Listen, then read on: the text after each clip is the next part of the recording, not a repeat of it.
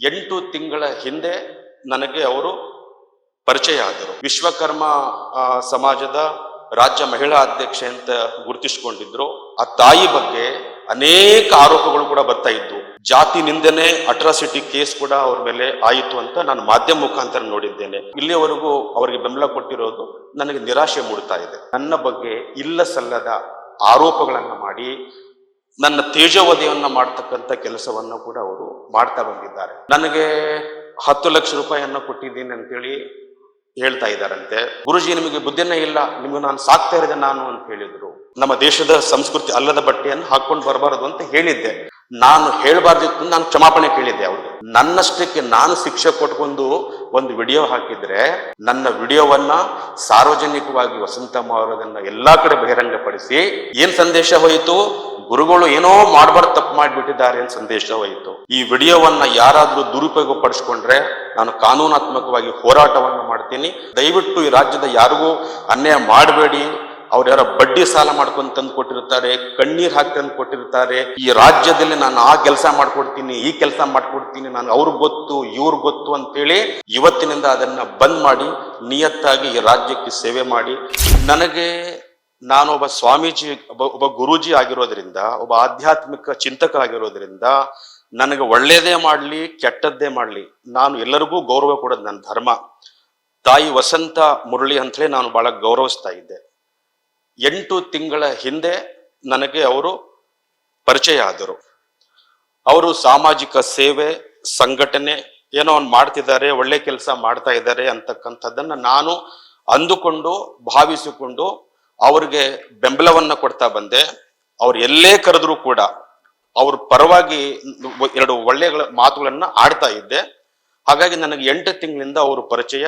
ವಿಶ್ವಕರ್ಮ ಸಮಾಜದ ರಾಜ್ಯ ಮಹಿಳಾ ಅಧ್ಯಕ್ಷೆ ಅಂತ ಗುರುತಿಸಿಕೊಂಡಿದ್ರು ಮತ್ತು ಅಹಿಂದ ಕರ್ನಾಟಕ ಜನಪರ ವೇದಿಕೆಯ ರಾಜ್ಯ ಮಹಿಳಾ ಅಧ್ಯಕ್ಷರು ಅಂತ ಹೇಳಿ ನನಗೆ ಗೊತ್ತಾಯಿತು. ಕಾಂಗ್ರೆಸ್ ಪಕ್ಷದ ಮಹಿಳಾ ಕಾರ್ಯದರ್ಶಿ ಅಂತ ಕೂಡ ನನಗೆ ಗೊತ್ತಾಯಿತು. ಏನೋ ಒಳ್ಳೆ ಕೆಲಸ ಮಾಡ್ತಾ ಇದ್ದಾರೆ, ನನ್ನ ಬೆಂಬಲ ಕೊಡಬೇಕು ಒಂದು ಹೆಣ್ಮಗಳಿಗೆ ಅಂತೇಳಿ ನಾವು ಅವ್ರಿಗೆ ಬೆಂಬಲ ಕೊಡ್ಕೋತಾ ಬಂದಿದ್ದೇವೆ. ಈಗ ಏನಾಗಿದೆ ಅಂತಂದ್ರೆ, ನಾವು ಒಬ್ಬ ಗುರೂಜಿಯಾಗಿ, ಒಬ್ಬ ಆಧ್ಯಾತ್ಮಿಕ ಚಿಂತಕನಾಗಿ, ಒಂದು ಅಹಿಂದ ಜನಪರ ವೇದಿಕೆಯ ಒಬ್ಬ ಗುರೂಜಿಯಾಗಿ ಇಡೀ ಕರ್ನಾಟಕ ರಾಜ್ಯದಲ್ಲಿ ಯಾರಿಗೆ ಅನ್ಯಾಯ ಆದರೂ ಕೂಡ ಆ ಅನ್ಯಾಯದ ವಿರುದ್ಧವಾಗಿ ಕೂಡ ನಿಲ್ಲುವಂಥದ್ದು ಅದು ಧರ್ಮ. ಈಗ ಪ್ರಸ್ತುತ ಇಲ್ಲಿಯವರೆಗೆ ಆ ತಾಯಿ ಬಗ್ಗೆ ಅನೇಕ ಆರೋಪಗಳು ಕೂಡ ಬರ್ತಾ ಇದ್ವು.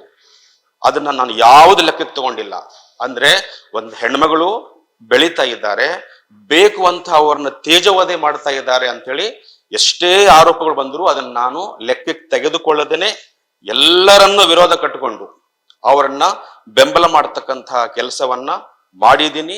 ಸಾಮಾಜಿಕ ಜಾಲತಾಣಗಳಲ್ಲಿ ಅವರ ಬಗ್ಗೆ ಒಳ್ಳೆಯ ಅಭಿಪ್ರಾಯಗಳನ್ನು ಕೂಡ ನಾನು ಹಂಚಿಕೊಂಡಿದ್ದೇನೆ. ಎಲ್ಲಾ ಸಮಾಜವನ್ನ ವಿರುದ್ಧ ಕಟ್ಟಿಕೊಂಡು ಈ ರೀತಿಯನ್ನು ಮಾಡಿದ್ದೇನೆ.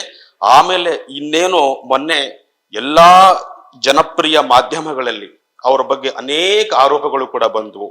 ಒಂದು ಜಾತಿ ನಿಂದನೆ, ಅಟ್ರಾಸಿಟಿ ಕೇಸ್ ಕೂಡ ಅವ್ರ ಮೇಲೆ ಆಯಿತು ಅಂತ ನಾನು ಮಾಧ್ಯಮ ಮುಖಾಂತರ ನೋಡಿದ್ದೇನೆ. ಇನ್ನು ಅನೇಕ FIR ಗಳು ಆದುವಂತೆ ನೋಡ್ಕೊಂಡಿದ್ದೇನೆ. ಅವೆಲ್ಲವನ್ನೂ ಕೂಡ ಗಮನಿಸಿದಾಗ, ಒಂದು ಮಾಧ್ಯಮದಲ್ಲಿ ಬರಬೇಕಂದ್ರೆ ಸುಮ್ಮನೆ ಯಾರು ಹಾಕೋದಿಲ್ಲ, ಎಲ್ಲಾ ದಾಖಲೆಗಳನ್ನ ಇಟ್ಟುಕೊಂಡೇ ಮಾಧ್ಯಮದವರು ಬಿಡುಗಡೆ ಮಾಡೋದು. ಹಾಗಾಗಿ ಮಾಧ್ಯಮದಲ್ಲಿ ನೋಡಿದ ನಂತರ ನನಗೆ ಶಾಕ್ ಆಯಿತು ಹಾಗೂ ಮತ್ತು ನನಗೆ ಬಹಳ ಬೇಸರ ಆಯಿತು. ಹಾಗಾಗಿ ನಾನು ಇಲ್ಲಿಯವರೆಗೂ ಅವರಿಗೆ ಬೆಂಬಲ ಕೊಟ್ಟಿರೋದು ನನಗೆ ನಿರಾಶೆ ಮೂಡ್ತಾ ಇದೆ.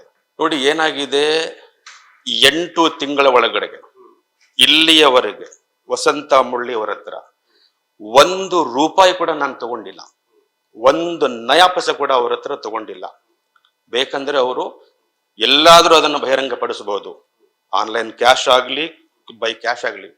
ನಾನು ಒಬ್ಬ ಪ್ರಾಮಾಣಿಕವಾಗಿ ಒಂದು ಹೆಣ್ಮಗಳು, ವಿಶ್ವಕರ್ಮ ಸಮಾಜದ ಹೆಣ್ಮಗಳು, ನಮ್ಮ ಕರ್ನಾಟಕದ ಒಬ್ಬ ಹೆಣ್ಮಗಳು ಬೆಳೀತಾ ಇದ್ದಾರೆ, ಬೆಂಬಲ ಕೊಡಬೇಕು ಅಂತೇಳಿ ನಾನು ನನ್ನ ಸ್ವಂತ ಊಟ ಮಾಡಿದ್ದೇನೆ, ಸ್ವಂತ ನನ್ನ ಜಾಗದಲ್ಲೇ ಇದ್ದೇನೆ, 1 ನಯಾ ಪೈಸೆ ಕೂಡ ತೆಗೆದುಕೊಳ್ಳದೆ ಪ್ರಾಮಾಣಿಕವಾಗಿ ಅವರಿಗೆ ಬೆಂಬಲವನ್ನು ಕೊಟ್ಟಿದ್ದೇನೆ. ನೋವಿನ ವಿಷಯ ಏನಂತಂದ್ರೆ, ಇಷ್ಟೆಲ್ಲ ಸಮಾಜವನ್ನ ವಿರೋಧ ಕಟ್ಟಿಕೊಂಡು ರಾಜ್ಯದಲ್ಲಿ ಎಲ್ಲಾ ಸಮುದಾಯದವರು ಕೂಡ ಇದು ಮಾಡ್ತಾ ಇರೋದು ತಪ್ಪು, ನೀವು ಬೆಂಬಲ ಕೊಡ್ತಾ ಇರೋದು ತಪ್ಪು, ಇಂಥ ಆರೋಪಗಳು ಅವರ ಮೇಲೆ ಇದೆ, ಇಂಥವ್ರಿಗೆ ನೀವು ಅನ್ಯಾಯಕ್ಕೆ ಒಳಗಾದವರಿಗೆ ನೀವು ನ್ಯಾಯ ಕೊಡಿಸಬೇಕೇ ವಿನಃ ಅನ್ಯಾಯ ಮಾಡಿದವರ ಪರವಾಗಿ ನೀವು ನಿಂತ್ಕೊಳ್ತಾ ಇರೋದು ಅಕ್ಷಮ್ಯ ಅಪರಾಧ ಗುರುಗಳೇ ಅಂತ ಹೇಳಿದ್ರು ಕೂಡ ನಾನು ಯಾರ ಮಾತಿಗೂ ಕಿವಿ ಕೊಡದೆ ಅವರಿಗೆ ಬೆಂಬಲವನ್ನ ಕೊಡ್ತಾ ಬಂದಿದ್ದೇನೆ.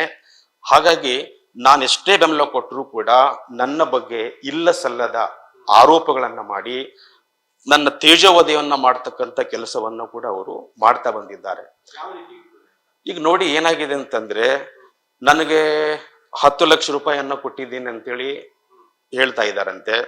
ಆಮೇಲೆ ಇನ್ನಿತರವಾಗಿ ನಾನು ಅವರಿಗೆ ಅದನ್ನು ಮಾಡಿಕೊಟ್ಟಿದ್ದೀನಿ ಇದನ್ನು ಮಾಡಿಕೊಟ್ಟಿದ್ದೀನಿ ಅಂತ ಹೇಳಿದ್ದಾರಂತೆ. ಮತ್ತೆ ಇದು ನನಗೆ ನೋವಿನ ಸಂಗತಿ. ನನಗೆ ಸಮಕ್ಷಮವಾಗಿ 3 ಜನರ ಮುಂದೆನೆ ನಮಗವ್ರು ಹೇಳಿದ್ರು, ಗುರುಜಿ ನಿಮಗೆ ಬುದ್ಧಿನೇ ಇಲ್ಲ, ನಿಮ್ಗೆ ನಾನು ಸಾಕ್ತಾ ಇರಿದೆ ನಾನು ಅಂತ ಹೇಳಿದ್ರು. ನನ್ನ ಮನೆಯಲ್ಲಿ ನಾನು ಇದ್ದುಕೊಂಡು ನನ್ನ ಊಟ ನಾನು ಮಾಡಿಕೊಂಡು ನನ್ನ ದುಡ್ಡಲ್ಲಿ ಅಂದ್ರೆ ನಾನು ಜೀವನ ಮಾಡ್ತಾ ಬಂದ್ರೂ ಕೂಡ ಒಂದು ನಯಾ ಪೈಸೆನೂ ಕೊಟ್ಟಿಲ್ಲ, ಒಂದು ದಿವಸನೂ ಕೂಡ ನಮ್ಗೊಂದು ಯಾವುದು ಏನೂ ಬೆಂಬಲ ಕೊಟ್ಟಿಲ್ಲ. ಆದ್ರೂ ಕೂಡ ಸುಳ್ಳು ಸುಮ್ನೆ ಜನರ ಹೋಗಿ ಹೇಳ್ಕೊಂತ ಇರೋದು ನನಗೆ ಭಾರಿ ಮನಸ್ಸಿಗೆ ನೋವು ಮಾಡಿದೆ. ಇತ್ತೀಚೆಗೆ ನನ್ನ ಒಂದು ವಿಡಿಯೋ ಕೂಡ ವೈರಲ್ ಆಗ್ತಾ ಇದೆ. ಏನು ಅಂತಂದ್ರೆ, ನಾನು ಮೂಲತಃ ಒಂದು ಹಿಂದೂ ಧರ್ಮದ ಬಗ್ಗೆ ಅಪಾರವಾಗಿರ್ತಕ್ಕಂಥ ಗೌರವ ಇಟ್ಕೊಂಡು ಬಂದಿರೋನು. ಭಾರತದಲ್ಲಿ ಹೆಣ್ಮಕ್ಳನ್ನ ನಾವು ಮಾತೆ ಅಂತ ಹೇಳಿ ಪೂಜಿಸ್ತೀವಿ.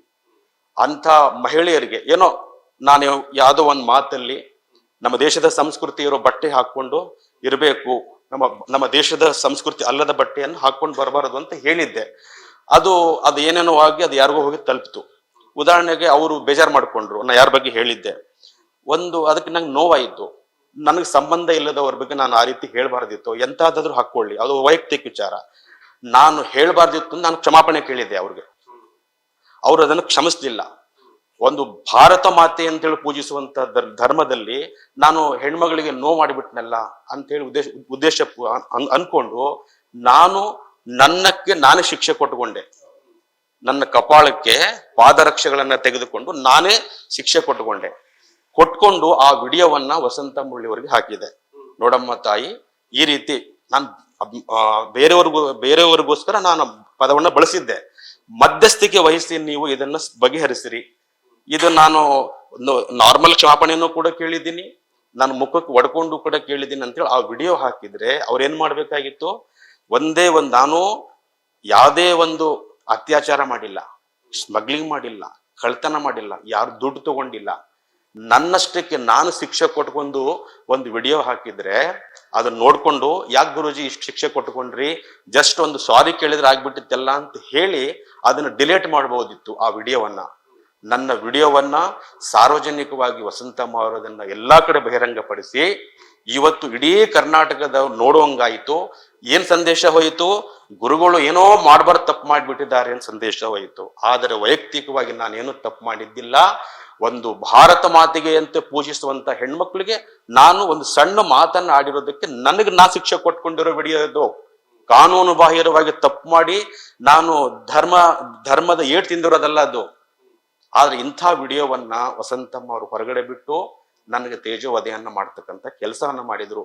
ಇಷ್ಟೆಲ್ಲ ಅವ್ರ ಪರವಾಗಿ ಇದ್ರೂ ಕೂಡ ನನಗೆ ಇಷ್ಟೆಲ್ಲ ಅವರು ಈ ರೀತಿ ಮಾಡಿದ್ದಾರೆ. ಆಮೇಲೆ ಬೇರೆಯವ್ರ ಮುಂದೆ ನನ್ನ ಬಹಳ ಹಗುರವಾಗಿ ಮಾತನಾಡಿದ್ದಾರೆ. ಯಾರಿಗೆ ಹಗುರವಾಗಿ ಮಾತಾಡಿದ್ದಾರೆ? ದಿನನಿತ್ಯ ಅವರ ಪರವಾಗಿರೋರಿಗೆ, ಅವ್ರ ಪರವಾಗಿರೋರಿಗೆ, ಅವರ ವಿಶ್ವಾಸಿಕರಾಗಿರೋರಿಗೆ, ಎಲ್ಲಾ ಕಡೆ ಅವರ ವೈಭವೀಕರಣ ಮಾಡೋರಿಗೆ, ಎಲ್ಲಾ ಕಡೆ ಅವ್ರ ಬಗ್ಗೆ ಪ್ರಚಾರ ಮಾಡೋರು, ಒಬ್ಬ ಗುರೂಜಿಯಾಗಿ, ಒಬ್ಬ ಆಧ್ಯಾತ್ಮಿಕ ಚಿಂತಕನಾಗಿ ನನ್ನ ಕಾವ್ಯನ್ನ ಮೀರಿ ಅವರಿಗೆ ನಾನು ಬೆಂಬಲ ಕೊಟ್ಟೆ. ಇಲ್ಲಿಯವರೆಗೆ ಯಾವ ವಿಶ್ವಕರ್ಮ ಸಮಾಜದ ಅವರ ಸ್ವಾಮೀಜಿಗಳೇ ಬಂದು ಯಾವತ್ತಿಗೂ ಒಂದು ವಿಡಿಯೋ ಅವ್ರ ಪರವಾಗಿ ಮಾಡಿಲ್ಲ.